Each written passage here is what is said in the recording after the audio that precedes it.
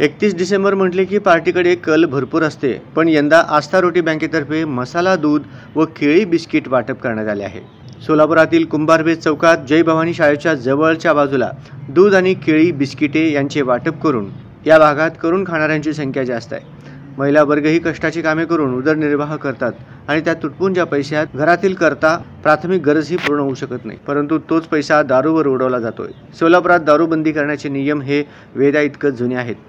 आपण ऐकतो की अमुक अमुक दिवशी दारूबंदी आहे, कसले रायडे वगैरे, पण नाण्याच्या दुसऱ्या बाजूने विचार केल्यास खरंच आपण पुढे जातोय का दारूसारख्या जाळ्यात आपले पुरुष प्रधान भारतातील युवा पिढी अडकत तर नाही ना? या विषयावर एक दृष्टिक्षेप टाकण्याचा आमचा प्रयत्न आहे। पाश्चात्य संस्कृती नक्कीच भिन्न आहे। तिथलं राहणीमान, थंडीचे प्रमाण या छोट्या छोट्या कारणामुळे तिथे 31 डिसेंबरला केक कटिंग व मद्यपान केलं जातं।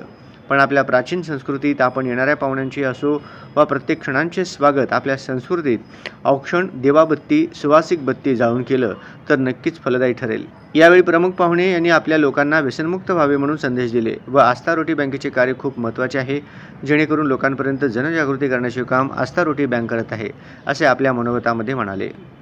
या उपक्रमासाठी आस्थाचे सर्वेसर्वा विजय चंचुरे, संगीता चंचुरे, नीलिमा हिरेमठ, कांचन हिरेमठ, छाया गंगणे, संपदा जोशी, नीता आकोडे, स्नेहा वनकुद्रे, मीनाक्षी बिराजदार आदी उपस्थित होते।